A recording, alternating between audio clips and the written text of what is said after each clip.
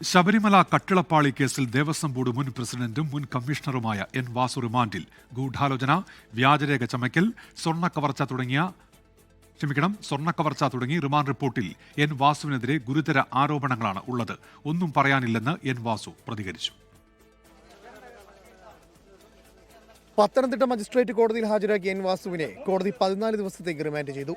വാസുവിനായി SIT പിന്നീട് റാന്നി കോടതിയിൽ custody അപേക്ഷ നൽകും. വാസുവിനെതിരെ SIT കോടതിയിൽ നൽകിയ റിമാൻഡ് റിപ്പോർട്ടിൽ ഗുരുതര പരാമർശങ്ങളാണുള്ളത്.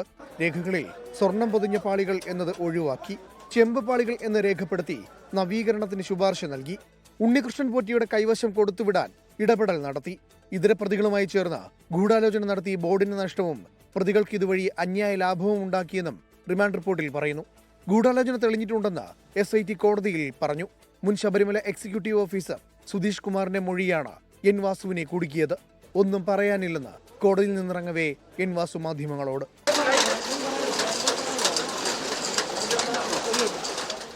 അതേസമയം എൻ വാസുവിന്റെ അഭിഭാഷകൻ കോടതിയിൽ ജാമ്യാപേക്ഷ നൽകി. ആരോഗ്യ കാരണങ്ങൾ ചൂണ്ടിക്കാട്ടിയാണ് അപേക്ഷ നൽകിയത്.